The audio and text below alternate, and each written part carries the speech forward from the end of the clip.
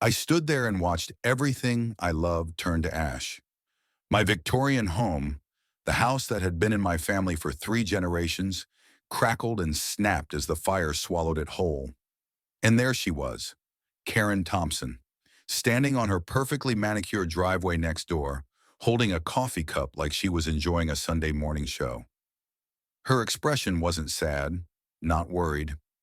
Number.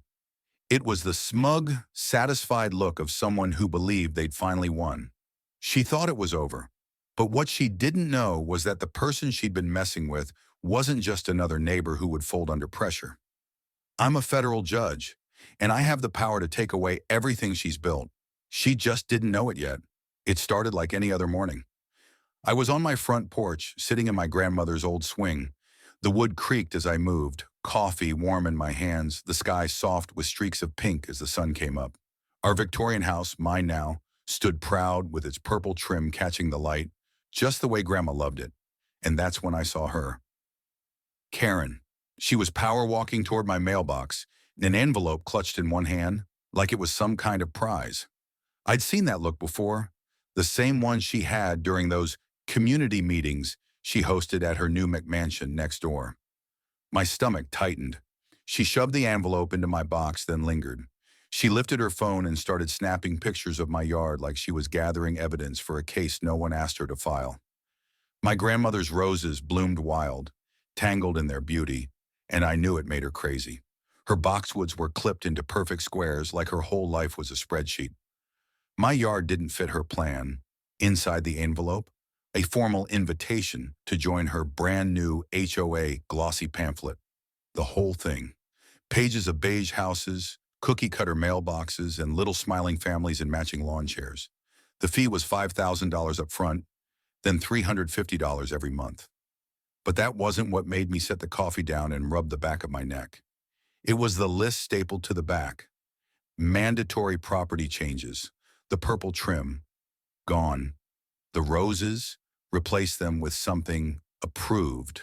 And my grandmother's wind chimes, the ones that had hung there since I was a kid. They weren't code compliant. I watched her through the window as she strutted back home, her phone pressed to her ear. "Yep," she said loud enough for me to hear. "I delivered the last one. She's surrounded. She'll have to join now." Her voice dripped with that fake honey tone she thought sounded sweet. "Once we get her property cleaned up, values are going to skyrocket." That night I walked next door, invitation in hand. I rang her doorbell. It played "We Are the Champions" because of course it did. She opened the door wearing a neighborhood watch badge like she was some sort of sheriff, her mouth stretched in a smile that didn't reach her eyes. I kept my voice calm. "I've reviewed your invitation," I said. "I'll have to decline. This house has been in my family for 3 generations. I intend to preserve its historic character." Her smile cracked. "You don't understand," she said, leaning in like she was giving me insider information. "This isn't an invitation. The HOA is already in place. You're surrounded by members. You have to join." I pulled out the property records I'd printed earlier that afternoon. "That's not how this works," I said. "My deed predates any HOA agreements. I have no legal obligation to join." 20 years in the legal system had taught me to never show up unprepared. Karen's face flushed dark red. "Listen here," she said, dropping the fake act. "This neighborhood is changing. Progress is happening. If you don't get on board, things might get difficult. Accidents happen. Citations pile up. Fines get expensive." "Is that a threat?" I asked. She took a step back, slipping that fake smile back on like a mask. "Of course not. I'm just worried about your safety. Old houses like this. Who knows what could happen? Faulty wiring, structural issues, fires." I stared at her for a long second. Her husband was watching from the window, phone in his hand. Something about the way he stood there. It didn't sit right. I nodded, thanked her, and walked home. But her parting words echoed in my mind. "1 week," she said. "You've got 1 week to reconsider before the board votes." I didn't sleep much that night. Installed security cameras. Documented every inch of my property. Something told me this wasn't about purple paint or rose bushes. I'd dealt with difficult people before. But Karen? She was something else.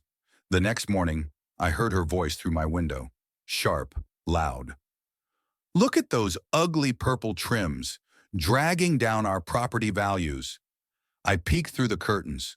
She had a small gang of HOA members with her, all of them carrying clipboards and snapping photos of my house. They called it their morning inspection. I called it harassment. I tried to enjoy my coffee out on the porch, but their whispers carried across the lawn. Those chimes aren't HOA approved, one said, and those roses are 3 inches taller than regulation. Every day it was something new. Bright orange violation notices taped to my front door.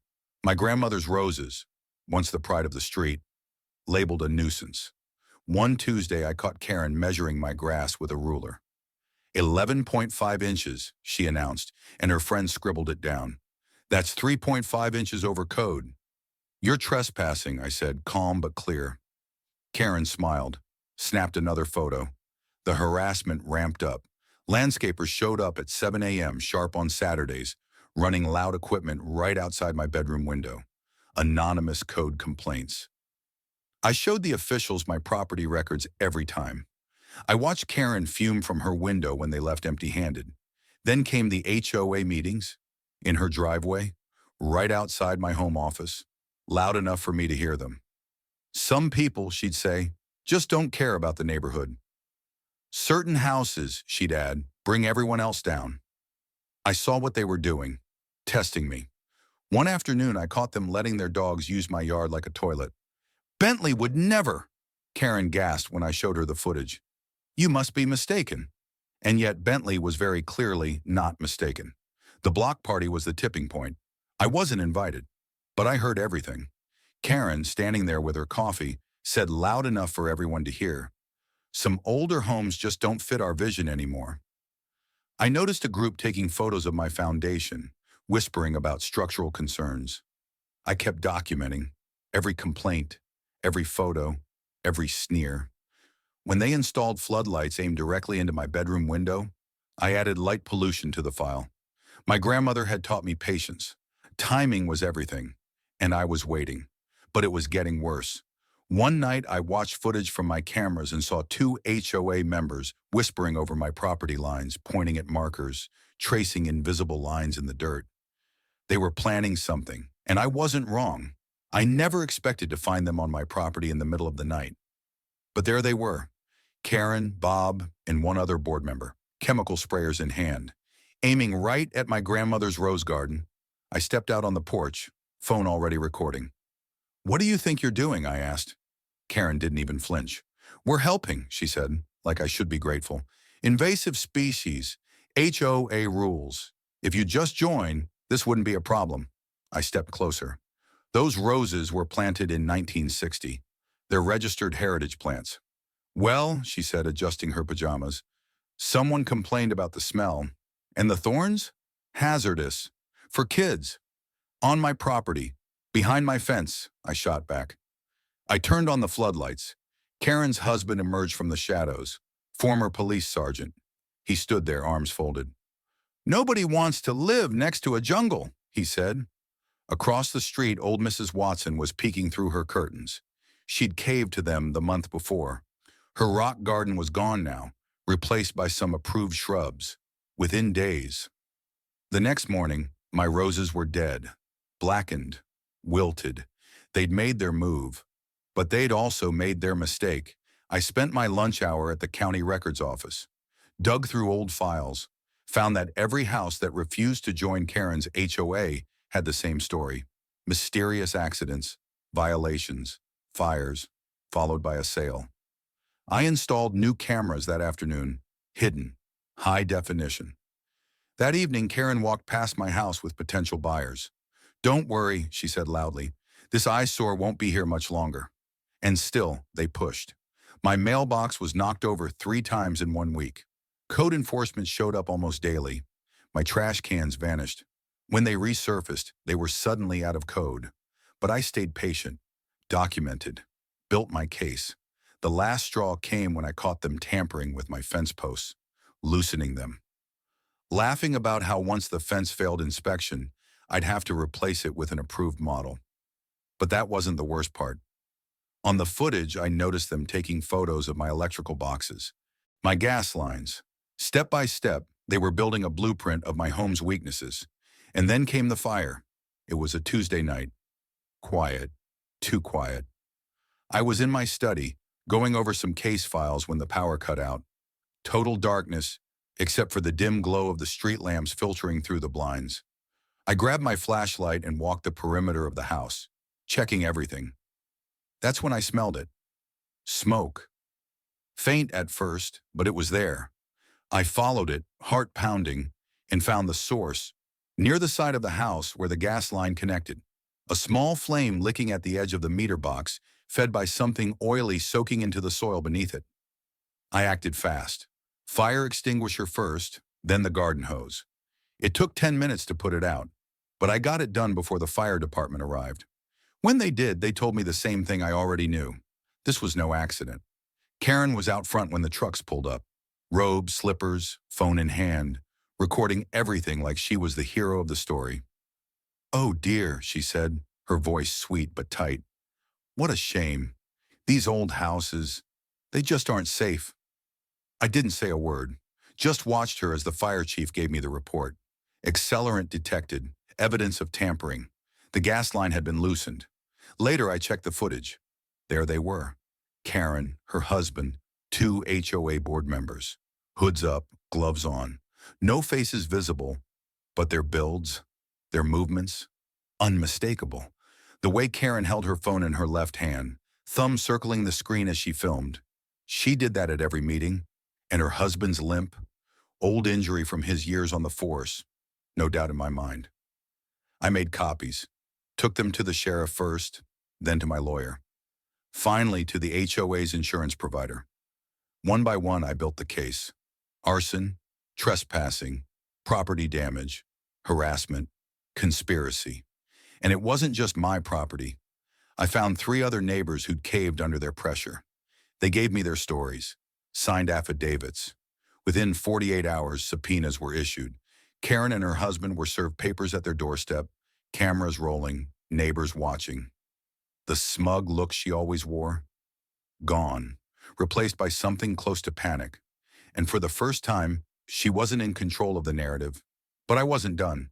I filed a civil suit, intentional infliction of emotional distress, malicious harassment, damages for the destruction of historic property, my grandmother's roses, violation of property rights. I had the documentation, photos, videos, witnesses, and years of legal experience on my side. The story blew up. Local news stations ran the footage. HOA horror story, they called it. Karen's reputation? Shattered. Parents pulled their kids from the school fundraisers she'd organized. Her husband's quiet consulting job? Terminated once his employer caught wind of the charges.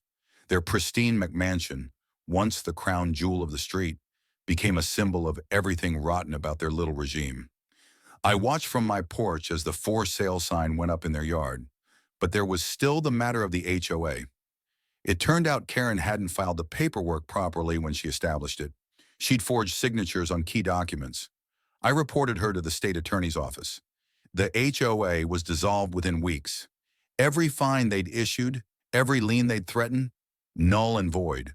And those neighbors who had paid into her scheme, they got restitution from the settlement I helped negotiate.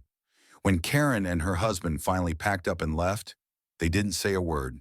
No final threats, no smug parting shots, just boxes loaded into a moving van, their heads down, their kingdom crumbling behind them. The neighborhood changed after that, the real kind of change. People stopped whispering. They stopped hiding. Old Mrs. Watson replanted her rock garden. The couple on the corner put their flamingos back on the lawn. And me? I repainted the purple trim. Brighter than before. My grandmother would have smiled. But that wasn't the end. A few months later, I got a letter. No return address. Inside, a single photo. My house. Taken from across the street at night.